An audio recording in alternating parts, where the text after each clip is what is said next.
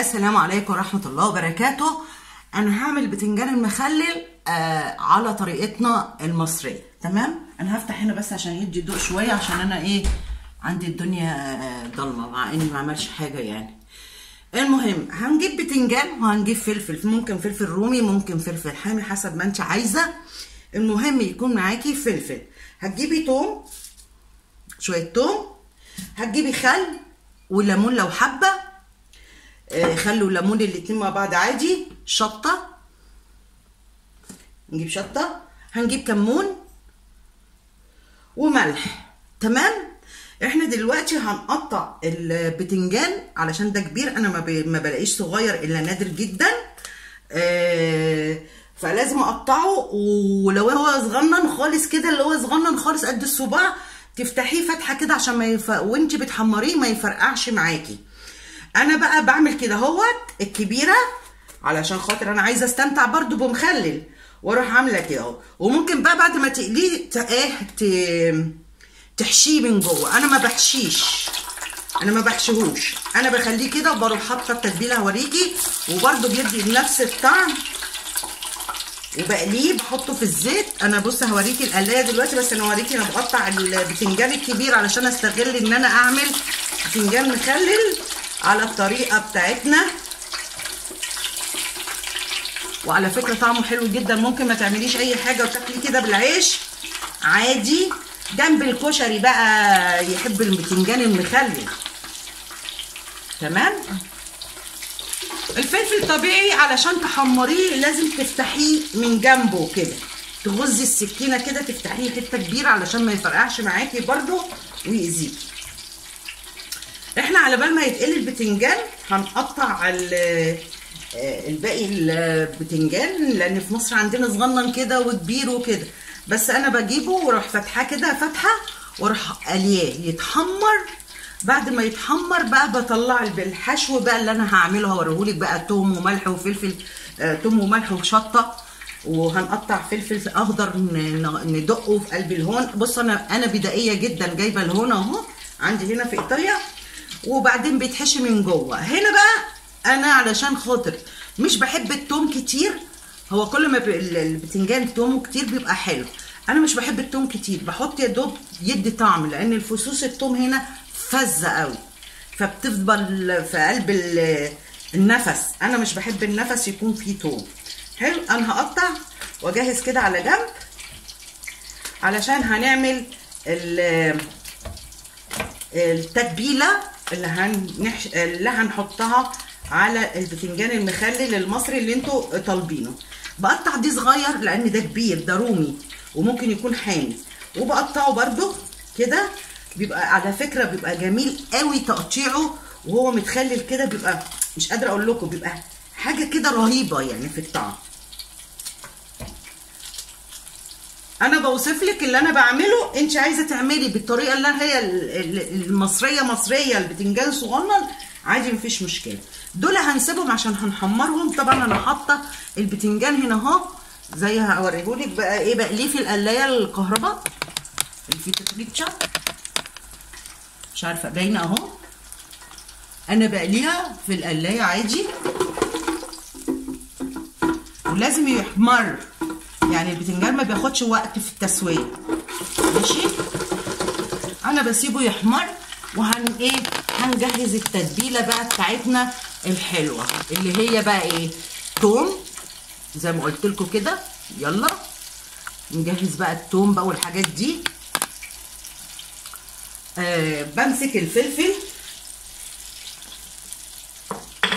واقطعه كده حبه فلفل. انا بعد كده هقرب الكاميرا واوريكي اللي انا بعمله علشان خاطر انا مفيش حد بيصورني. حبه توم، حبه كمون حلوين يعني، معاهم شويه شطه بيدي لون حلو قوي. ونحط الملح، هنحط شويه ملح حلوين برده. ليه؟ الملح مع التوم ما بيزفلطش، يعني ما يزفلطش ويروح مني، يفضل يروح رايح شمال ويمين كده. يعني اللي بتدق من غير ملح عمر التومه ما هتدق صح. لازم تتدق وهي محطوط معاها ملح وكمون او كزبره، يعني لو انت بتعملي اكلات وكده. ونصيحه بقى هقول لكم بقى حاجه حلوه، لما تيجي تعملي الملوخيه وتيجي تعملي الطشه، عمرك بالعمر ما تعملي الطشه وتخليها الا تحطي شويه نيين بعد ما بتدقيهم في قلب الملوخيه، تسيبيها تغلي وبعدين تحمري التوم. اوعي تحطي كزبره الا في الاخر خالص. ليه؟ التركايه دي بتخلي الملوخيه ليها مذاق وطعم رهيب، مش قادره اقول لك حاجه كده، بتاخدك في عالم تاني. لو حطيتي الكزبره بتسقط معاكي وانت بتدقيها وتنزليها معاها، بعد اوقات ممكن تسقط منك الملوخيه وتبقى ملهاش طعم، تبقى صيصه كده لانك ضيعتي طعم الكزبره.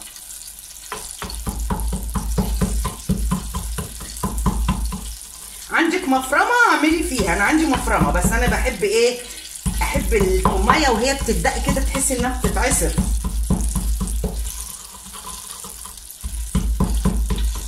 مع ان الواحد ناسي يعني الحاجات دي.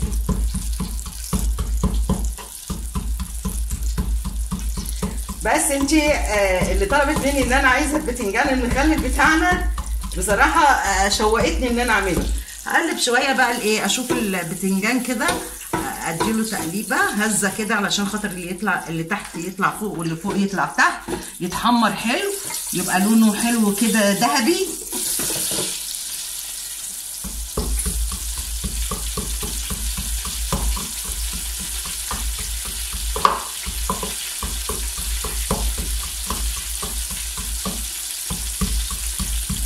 ممكن تاخدي من الخلطه دي تسلقي شويه بطاطس، ولما تبرد شويه البطاطس تقومي واخده الخلطه دي معاها شويه بقدونس وتقلبيها وشويه زيت. عايزه اقول لك البطاطس المخلله تبقى جميله، تاخدي من دي وتقطعي شويه طماطم وتحطي عليها شويه نعناع، بقت معاكي برضو سلطه جميله جدا. بصي الخلطه دي بتعمل حاجات كتيره جدا، بتوديكي في عالم تاني.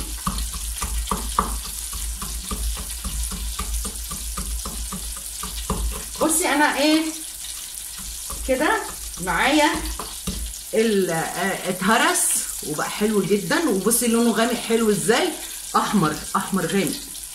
خلاص هناخد بقى شويه الحاجات اللي انا وسخت بيها الدنيا دي وايه، انضف حواليا كده، ما بحبش على فكره يبقى عندي وسخه وانا بشتغل.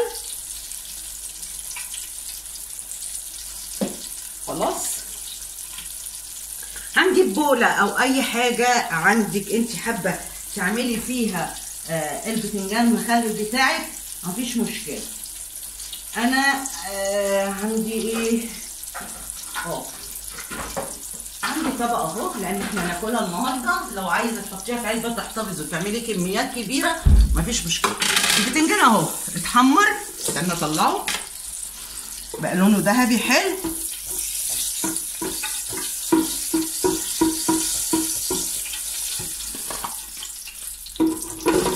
البتنجان اهو اتحمر، بصوا لونه حلو قوي كده، يعني انت تخليه احمر حلو تمام. انا طبعا اهو البتنجان طبعا قليته، هجيب الخل زي ما انتم شايفين كده، احط شويه خل حلوين. خلاص وهحمر بقيه البتنجان اللي انا عايزاه ومعاه شويه فلفل. تعالوا كده اوريكم عشان تكونوا معايا خطوه خطوه. معاهم شويه الفلفل اهو، حاجه سهله جدا وبسيطه ما فيهاش اي ادنى مشكله.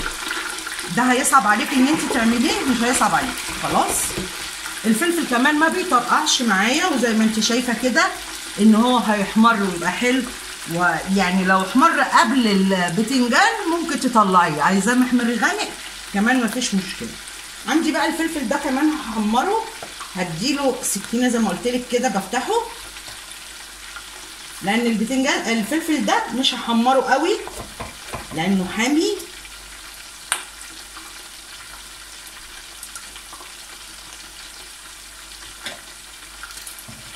الكبيره بقسمها نصين، مش محتاجه فتح، هي نصين او 3 كده، علشان انا بحب ان انا ايه اللي ياخد الفلفلايه يخلصها، مفيش حاجه تتبقى من حد. بص انا هفتح، انا هقص دول كمان علشان يبقى كله حلو كده، وبعدين الحرقان اللي فيه بيقل شويه في التحمير، وغير كده كمان بيدخل جوه التحبيشه اللي انا عاملاها، بتبقى بتدي طعم رهيب. طبعا بقلب الخلطه بتاعتي دي، بقلبها ادوبها كده، حين بخلص كله بقى مع بعضه خلاص كده. لو انتي عايزه تحشيه بمعلقه صغيره، بتاخدي البتنجانيه المفتوحه كده وتقومي واخده من التتبيله دي وتحطي وتاخدي تفتحي البتنجانيه كده اللي هو الطويله، تفتحيها وتقومي ايه حاطه في قلبيها التتبيله دي بالمعلقه كده، وتقفليها وترصصي في قلب العلبه وبتاكليه في اي وقت. تمام. انا بقى مش هعمل كده عشان البتنجان بتاعي انتوا شايفين ان هو كبير جدا، انا مش ما لقيتش، حاولت اجيب لك الصغير علشان يعني اعمله زي المصري بالظبط، بيجي بالصدف، مش بيجي بلاقيه على طول هنا، لا صدف.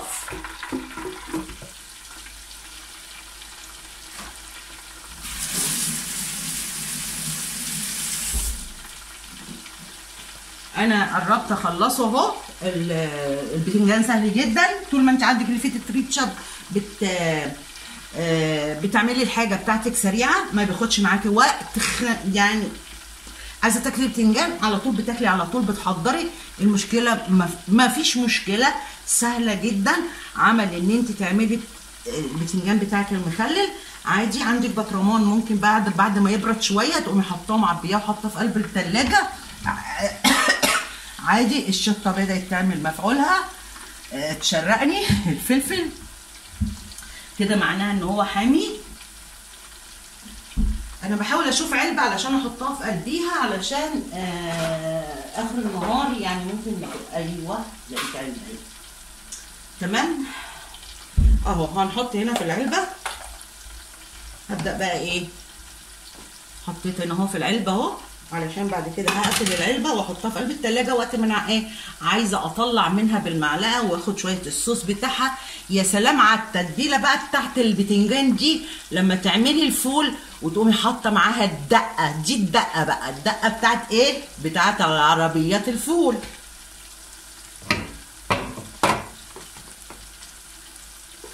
سواء يا جماعه هناخد الكام فلفلايه دي على حرف الشوكه، او نلقطها كده من قلب الايه، من قلب الزيت، وانزلها كده علشان انا مش عايزاها تحمر قوي. سهل جدا وما بياخدش دقايق. انت شايفه انا خدت معاكي دقايق، انا اول ما فتحت الكاميرا بس علشان خاطر بياخد وقت التحمير، بس هو اللي مطول الفيديو شويه. ما حبيتش ان انا احمر واقول لك اعملي كذا كذا كذا واديكي الحاجات جاهزه واحمر واحده وشكرا. انا بوريكي الكميه اللي انا عملتها وهتتاكل النهارده، مش هتقعد. ليه؟ لان انا عيالي اول ما بيسمعوا ان في بتنجان مخلل يا لهوي الدنيا بتقوم وتقعد، محدش بيصبر عليه. شويه الفلفل دول انا برضو بحمر لسه البتنجان وداخل في السوا، بروح حاطه شويه الفلفل دول كمان لان ما بياخدش وقت في التحمير. بصوا انا بنجز، يعني بنجز، ما بوقفش ايديا على ان انا اخلص حاجه انا محتاجاها في قلب الايه الاكله بتاعتي.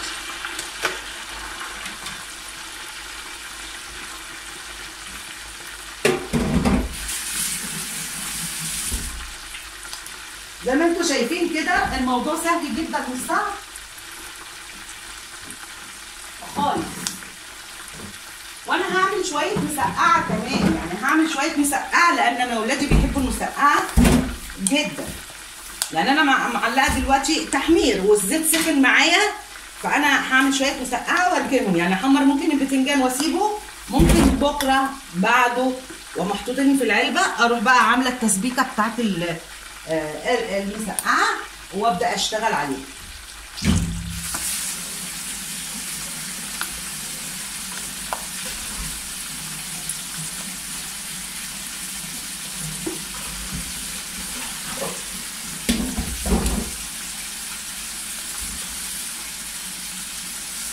انا بحب طول ما انا بعمل حاجه تانية علشان ايه ما تركبش كل حاجه يعني واتعطل فيها. تمام. انا عندي اهو زي ما انا قلت لكم ان انا عندي بتنجان. بص اللي هو الموف ده، عايزه اقول لكم انضف انواع بتنجان تقدري تاخدي منه يعني وتاكلي منه حلو جدا. النهارده البتنجان فوائده ايه؟ في بوتاسيوم وفيتامينات كتيره جدا، وبتعمل حمايه للجسم من الكانسر. لذلك هنا الطلاينه بيحبوا البتنجان يومي، لازم ياكلوا بتنجان مشوي. تمام. اساسي عندهم البتنجان المشوي والكوسه والبروكلي. البروكلي مهم جدا يا جماعه لحمايتك من الكانسر، وحلو جدا للبشره. هديكوا كام وصفه كده يا جماعه، هنزل لكم فيديو بالحاجات اللي هي 10 فوائد للاكل بتاعتك بعد على سن ال50. انتظر الفيديو اللي نازل بعد كده اللي هو فيه ال10 فوائد للجسم، بل هم مش 10، هم 10 فواكه. ويعني الفواكه اساسيه، كل انواع الفواكه تاكليها عادي. الخضروات اللي هتاكليها 10 فوائد، ومن ضمنهم بقى الميه عندك اساسي جدا. لازم تشربي ميه كتير علشان بيغسل الكلى، وكمان بيديكي طاقه. احنا عاملين زي الزرع، من غير ميه بنموت، جسمنا بيكرمش. قله الميه يا جماعه نصيحه بقرب لكم المواضيع، يعني مش لازم اخدها من الكتاب واقولها زي ما حد بيعلق على اي كلمه انا بقولها. ولا تلقوا بانفسكم ولا ترموا بانفسكم، الاثنين نفس المعنى بس اللغه العربيه. انا بقولها، انا ست طبيعيه جدا ومش عالمه في حاجه معينه، بس فاهمه ديني، عارفه معناها. معلش سوري انا اذا كنت بذكر. انا بشكرك جدا يا اللي علقتي عليا بالكلمه دي، وفي نفس الوقت انا فاهمه المعنى وعارفاه، بس انا بقولها في ناس ما تفهمش كلمه تلقوا، وفي ناس بتفهم ترموا، فانا بقولها بالناحيتين يا جماعه. تلقوا وترموا هي نفس المعنى، دي باللغه العربيه ودي بالعاميه. خلاص، باللغه الدارجه بتاعتنا.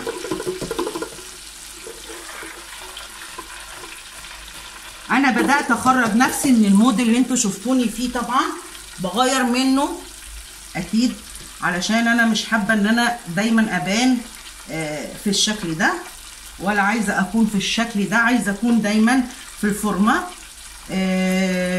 في حاجه كمان يا جماعه عايزه اقول لكم، الواحد بيكون مخنوق جدا ومتضايق وحياته متدمره، ويجي حد كده يحط لك كومنت على فكره انت مش بتساعديني، انت ممكن بتعصبيني، وممكن اتقبله وممكن ما اتقبلهوش حسب البني ادم.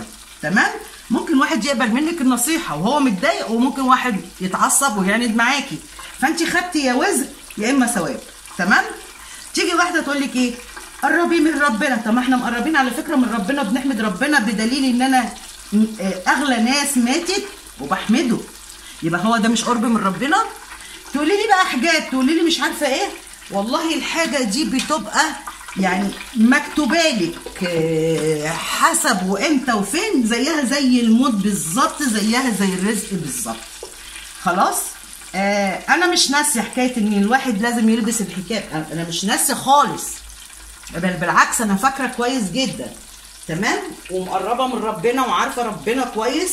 ولما يكون الواحد مخنوق فعلا، الواحد مش بالحجاب ولا بالكلام ده كله، بس الواحد ممكن يقرب لربنا بقراءة القرآن، مش بالحجاب يا جماعة.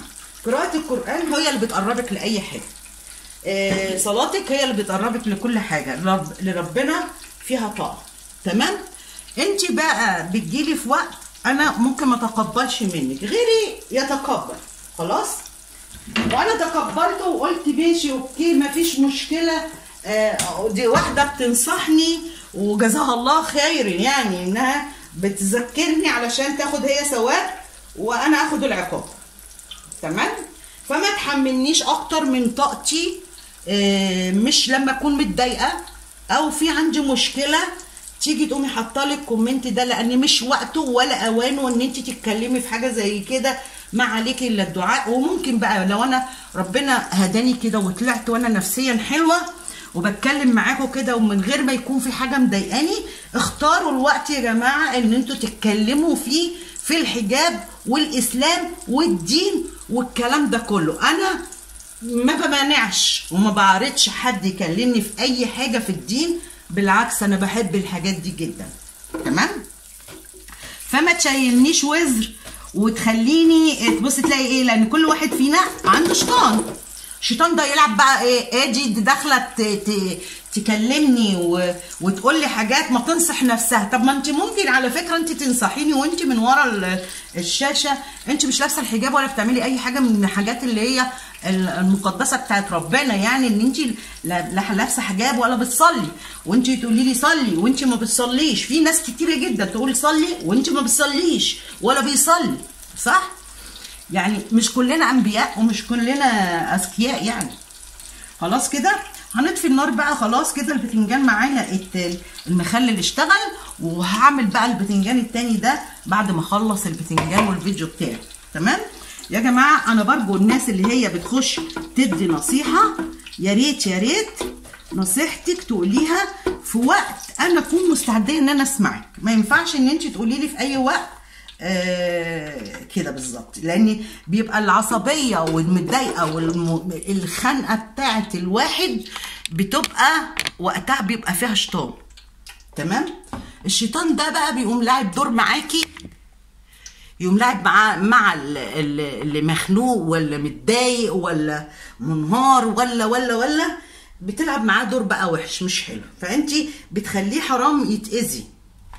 تمام. هاخد بقى شويه الحاجات دي كده. انت بقى لو انت بقى البتنجانيه بتاعتك صغننه وحلوه ويكون بردت شويه، تقومي حاطه التتبيله جوه كل واحده وتحطيها على جنب، والباقي تقومي رشاه من فوق الوش. انا بقى يا حبايب قلبي بروح عامله كده اهو. خلاص. وبسيبه مع نفسه في السخونيه دي ويبرد مع بعضه، لان انا بحب التومه تستوي شويه في قلب السخونيه بتاعت القليه. وبيطلع على فكره مش قادره اقول لكم رهيب. خلاص كده البتنجان بتاعي اهو مخليلاه شويه كده، واروح اديله تقليبه واروح حاطاه في قلب ايه التلاجه. بصوا يا جماعه عايزه اقول لكم، استنوا بقى انا هنزل الكاميرا واوريكم البتنجان المخلل ده بقى شكله ايه بالظبط وتحت الضوء تحت التلسكوب. بصي يا حبيبه قلبي اهو البتنجان المخلل، شايفاه؟ اصل اوديه في النور علشان تشوفي البتنجان المخلل بتاعي. الوصفه بتاعتي مش قادره اقول لك جميله جدا والطعم رهيب وسريع جدا، مش هياخد منك وقت. ده البتنجان المخلل يا جماعه اللي هي سالتني وقالت لي انا عايزه اكل البتنجان بتاعكم المصري بالشكل بتاع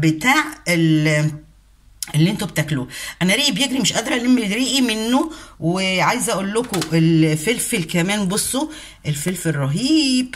الفلفل بصوا التحمير بتاعه، ما بحمرهوش بخليه يبقى اسود، بيبقى طري مجرد يطرى. ليه؟ بيبقى فايدته لسه موجوده. تمام. وده البتنجان المخلل بتاعي. الوصفه بتاعتي سهله جدا وسريعه وما فيهاش اي حاجه مش معروفه. تمام. يلا بينا علشان انزل لكم الفيديو ده بسرعه علشان اللي طلبته تقدر تعمله. السلام عليكم.